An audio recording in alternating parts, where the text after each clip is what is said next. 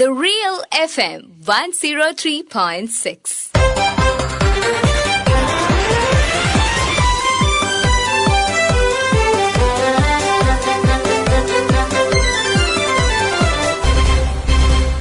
ശ്രദ്ധ.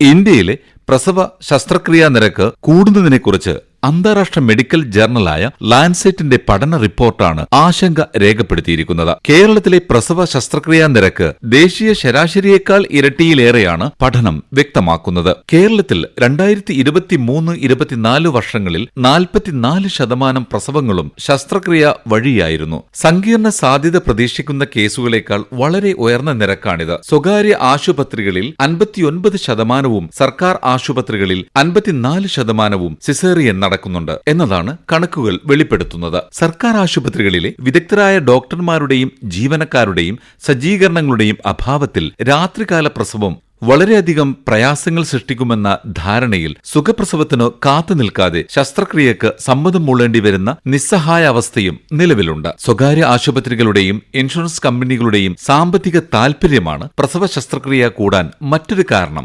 ജീവിതശൈലിയിൽ വന്ന മാറ്റങ്ങൾ, ആരോഗ്യരക്ഷയെക്കുറിച്ചുള്ള അമിത ഉത്കണ്ഠ ശസ്ത്രക്രിയാ നിരക്ക് കൂട്ടാനിടയാക്കുന്നു. ശസ്ത്രക്രിയ വഴി ജനിക്കുന്ന കുട്ടികളുടെ ആരോഗ്യ പ്രശ്നങ്ങളും പലപ്പോഴും അവഗണിക്കപ്പെടാറാണ് പതിവ്. പുതിയൊരു ജീവൻ ഭൂമിയിലേക്ക് കടന്നു വരുമ്പോൾ വേദനരഹിതമായ സങ്കീർണതയില്ലാത്ത അവസ്ഥയാണ് പുതുതലമുറ ആഗ്രഹിക്കുന്നത്. പ്രസവ ശസ്ത്രക്രിയാ നിരക്ക് ക്രമാതീതമായി കൂടുന്നു എന്നതാണ് ഇന്നത്തെ ശ്രദ്ധയിൽ. വിശദീകരിക്കുന്നു doctor Gopikumar, Indian medical association കേന്ദ്ര കമ്മിറ്റി അംഗം. ഈയിടെയായി ലാൻസെറ്റ് ജേണലിൽ വന്ന ഒരു നിരീക്ഷണമാണ് പ്രസവ ശസ്ത്രക്രിയകളുടെ എണ്ണം ഇന്ത്യയിൽ കൂടുതലായി സംഭവിക്കുന്നു എന്നുള്ളത്. എന്തായിരിക്കാം ഇതിനുള്ള കാരണങ്ങളെന്ന് ആലോചിക്കുമ്പോൾ സാധാരണ പ്രസവങ്ങളെക്കാൾ അല്ലെങ്കിൽ സാധാരണ പ്രസവങ്ങളുടെ എണ്ണത്തേക്കാൾ കൂടുതലായി തന്നെ പലപ്പോഴും പ്രസവ ശസ്ത്രക്രിയകൾ വരുന്നു എന്നുള്ള കണ്ടെത്തലുകളാണ് ഈ പഠന റിപ്പോർട്ടിൽ ലാൻസെറ്റ് മുന്നോട്ട് വയ്ക്കുന്നത്. ഇന്ത്യയെ സംബന്ധിച്ചിടത്തോളം ഗ്രാമപ്രദേശങ്ങളിൽ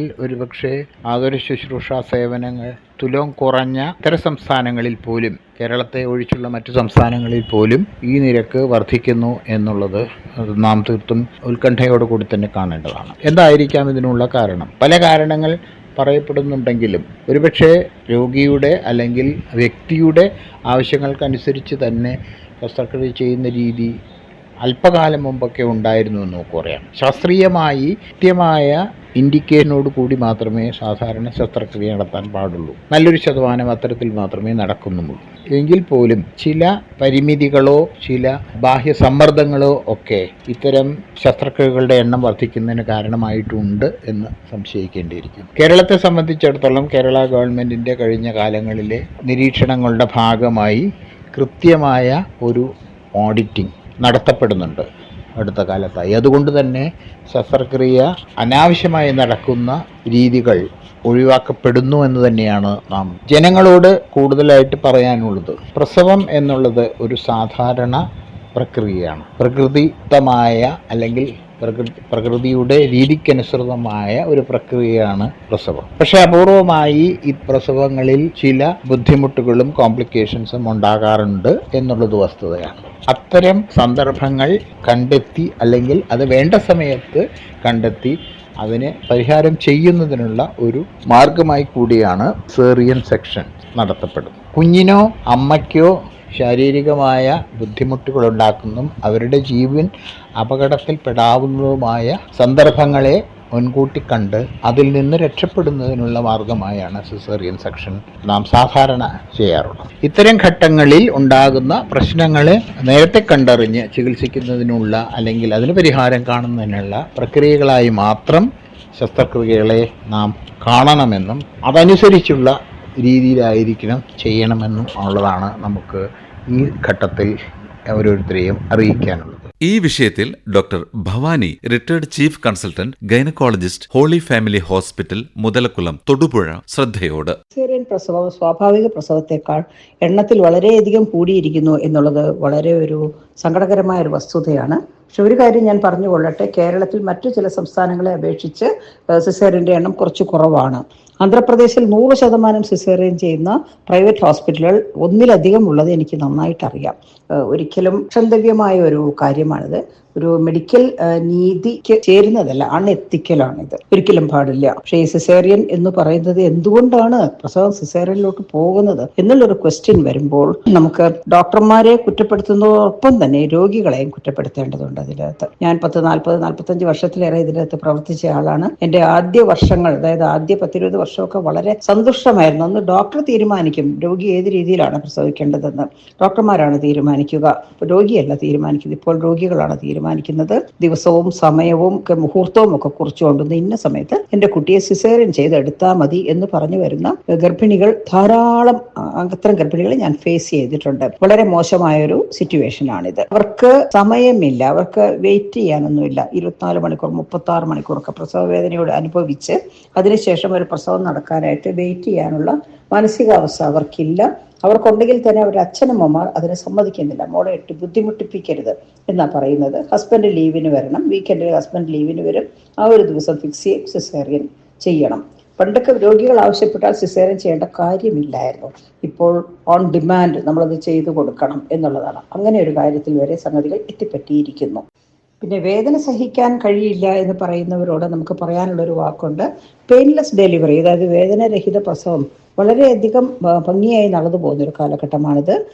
അതിൻ്റെ ബില്ല് കുറച്ച് കൂടുതലായിരിക്കും, കാരണം ഒരു അനസ്തെറ്റിസ്റ്റ് മുഴുവൻ സമയം കൂടെ ഉണ്ടാവണം, ഗൈനക്കോളജിസ്റ്റ് മുഴുവൻ സമയം കൂടെ ഉണ്ടാവണം, അങ്ങനെയുള്ള കുറേ കാര്യങ്ങൾ വളരെ കാര്യമായിട്ട് മോണിറ്റർ ചെയ്യണം, അങ്ങനെയൊക്കെ.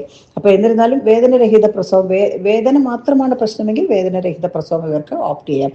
അതൊന്നുമല്ല പ്രശ്നം, അതിൽ കൂടുതൽ ഒത്തിരി കാര്യങ്ങളുണ്ട്. പിന്നെ പലരും കല്യാണം കഴിക്കുന്ന ഒരുപാട് താമസിച്ചാണ്. നേരത്തെ കല്യാണം കഴിച്ചാൽ പോലും ഗർഭിണിയാവുന്നത് വളരെ താമസിച്ചാണ്. ഒരു നല്ല ഏജിൽ ഗർഭിണിയാവുന്നവർ മിക്കവാറും അവർ എന്തെങ്കിലും IVF പോലുള്ള അസിസ്റ്റഡ് റീപ്രൊഡക്റ്റീവ് ടെക്നോളജി ഉപയോഗിച്ച് ഗർഭിണിയായവരായിരിക്കാം. അങ്ങനെയുള്ളവർ ശകലം പോലും ഒരു റിസ്ക്കും എടുക്കാനായിട്ട് അവർ താല്പര്യപ്പെടുന്നില്ല. അതായത് നോർമൽ പ്രസവം റിസ്ക് ആണെന്നല്ല പറയുന്നത്. നോർമൽ പ്രസവത്തിൽ റിസ്ക് ഉണ്ട്, സിസേറിയൻ പ്രസവത്തിൽ അതിലും റിസ്ക് ഉണ്ട്. ഈ നോർമൽ പ്രസവം നമുക്ക് വളരെയധികം ഇട്ട് നീട്ടിക്കൊണ്ടു പോവുകയാണെങ്കിൽ വളരെ വളരെ അപൂർവമായിട്ട് ബേബിക്കൊക്കെ ചില പ്രോബ്ലംസ് ഒക്കെ വരാം. ഒരു വിദഗ്ധയായ ഒരു ഗൈനക്കോളജിസ്റ്റ് നന്നായിട്ട് കൈകാര്യം ചെയ്യുമ്പോൾ അത്തരം പ്രോബ്ലം ഒന്നും വരാറേ ഇല്ല. അതൊക്കെ വളരെ ചെറിയ കാര്യങ്ങളാണ്. പിന്നെ ഫോഴ്സിപ്സ്, വാക്വം അങ്ങനെയുള്ള കാര്യങ്ങളൊന്നും ആരും ഇഷ്ടപ്പെടുന്നില്ല. ഞങ്ങളുടെ കുട്ടിക്ക് അതൊന്നും കൊടുക്കണ്ട. ഒരു രോഗിക്ക് ഇഷ്ടമില്ലാത്തൊരു കാര്യം ചെയ്യാനായിട്ട് ഡോക്ടർ നിർബന്ധിതയാവുമ്പോൾ അല്ലെങ്കിൽ നിർബന്ധിതനാവുമ്പോൾ അതിൻ്റെതായിട്ടുള്ള ബുദ്ധിമുട്ടുകൾ അവർക്കുണ്ട്. സിസേറിയനിലൂടെ കുഞ്ഞിന് ജന്മം നൽകിയ വടകര സ്വദേശിനി ശ്രീമതി ഹരിത PV. ജൂലൈ 23 എന്റെ ഡെലിവറി കഴിഞ്ഞത്. ഞാനിങ്ങനെ ഒരു സ്വകാര്യ ഹോസ്പിറ്റലിൽ വെച്ചിട്ടാണ് എന്റെ ഡെലിവറി നടന്നത്. C-സെക്ഷൻ ആയിരുന്നു. ഗവൺമെന്റ് ഹോസ്പിറ്റൽ പോലെയല്ല പ്രൈവറ്റ് ഹോസ്പിറ്റൽ, പ്രത്യേകിച്ച് സിസേറിയൻ ആകുമ്പോൾ അറൌണ്ട് 1.5 ലക്ഷത്തിന്റെ അടുത്ത് ബില്ല് വന്നിട്ടുണ്ട്. സാധാരണ ഒരാളെ അപേക്ഷിച്ചിട്ട് ഇത്രയും വലിയ എമൗണ്ട് സാധാരണക്കാർക്ക് താങ്ങാൻ പറ്റുക എന്നുള്ളത് ഭയങ്കര ബുദ്ധിമുട്ടുള്ള കാര്യമാണ്. 1 വർഷം മുമ്പാണ് എന്റെ ചേച്ചിയുടെ ഡെലിവറി ഉണ്ടായിരുന്നത്. C-സെക്ഷൻ തന്നെയായിരുന്നു. അപ്പോൾ അന്ന് കൊടുത്ത ബില്ലിന്റെ ഇരട്ടി തുകയാണ് ഇപ്പം കൊടുക്കേണ്ടി വരുന്നത്. വർഷം തോറും അത്രയും എമൗണ്ട് കൂടുന്നുണ്ട്. പിന്നെ എന്റെ ഒരു പേഴ്സണൽ എക്സ്പീരിയൻസിൽ ഞാൻ പ്രസവിച്ച ഹോസ്പിറ്റൽ, ഞാൻ കോഴിക്കോട് നിന്നാണ് പ്രസവിക്കുന്നത്, പ്രസവിച്ച ഹോസ്പിറ്റലിൽ നിന്ന് നമ്മൾ ഉപയോഗിക്കാത്ത മരുന്നിന്റെ ബില്ല് വരെ എനിക്ക് കാണാൻ പറ്റിയിട്ടുണ്ട്. പിന്നെ ഞങ്ങൾ ലാസ്റ്റ് ടൈം ആയതുകൊണ്ട് പിന്നെ അതൊരു ചോദിക്കാനും പറയാൻ നമ്മൾ പോയിട്ടില്ല. ചെറിയ ചെറിയ എമൗണ്ടിന്റെ നമ്മൾ ഉപയോഗിക്കാത്ത മെഡിസിന്റെ മരുന്ന് ഒക്കെ ഇതിൽ ആഡ് ചെയ്തിട്ടുണ്ട്. നമ്മൾ വേണ്ടാന്ന് പറഞ്ഞ മെഡിസിൻ പോലും ബില്ലിൽ വരുമ്പോൾ ആഡ് ചെയ്തിട്ടുണ്ട്. നമ്മൾ എണ്ണം കഴിഞ്ഞ് വീട്ടിലെത്തിയൊക്കെ നോക്കുമ്പോഴാണ് ഇതൊക്കെ കാണുന്നത്. ഇങ്ങനെയുള്ള ഒരു കൊള്ളലാഭം എടുക്കുക എന്നുള്ളൊരിത് വളരെ ആശങ്കപ്പെടുത്തുന്ന ഒരു കാര്യമാണ്. ചില ആൾക്കാർ C-സെക്ഷൻ എന്ന് പറയുന്ന ആൾക്കാരും ഉണ്ട്. പക്ഷെങ്കിൽ അത് കുറച്ച് ബുദ്ധിമുട്ടുള്ള കാര്യം തന്നെയാണ്. C-സെക്ഷൻ റിക്കവറി ആണ് പ്രത്യേകിച്ചും ഭയങ്കര ബുദ്ധിമുട്ടുള്ള കാര്യം. ആരും C-സെക്ഷൻ ഓപ്റ്റ് ചെയ്തെത്തുന്ന ആൾക്കാരല്ല. നമ്മളെ ശാരീരികാവസ്ഥയും മറ്റു ബുദ്ധിമുട്ടുകളും വെച്ചിട്ട് അതിൽ എത്തിച്ചേരുന്നതാണ് ഒരു 90% ആൾക്കാരും. ആധുനിക ലോകത്തിന്റെ തിരക്കുകൾ പ്രസവരംഗത്തും കടന്നുവരുന്നു. വൈകിയുള്ള വിവാഹവും ദൈർഘ്യമേറിയ ഇടവേളകളെടുത്തുള്ള പ്രസവവും ഗർഭിണികൾ സങ്കീർണമായ ആരോഗ്യ പ്രശ്നങ്ങൾക്ക് കാരണമാവാറുണ്ട്. ഈ ആശങ്കകൾ ശസ്ത്രക്രിയ എന്ന തീരുമാനത്തിലേക്ക് ദമ്പതികളെ എത്തിക്കുന്നു. ആരോഗ്യ രംഗത്തെ പ്രവണതകളും സാമ്പത്തിക പുരോഗതിയും ഇതിന് ആക്കം കൂട്ടുന്നു. ഒരു പൂവിടരും പോലെ അനായാസമായി പുതുതലമുറയ്ക്ക് ജന്മം നൽകാൻ കഴിയട്ടെ എന്നാഗ്രഹിച്ചുകൊണ്ട് ഇന്നത്തെ ശ്രദ്ധ ഇതുവരെ തയ്യാറാക്കി അവതരിപ്പിച്ചത് റിയാസ് മുളിയങ്ങൽ. ആശയം നിർവഹണം C. കൃഷ്ണകുമാർ. ശ്രദ്ധ.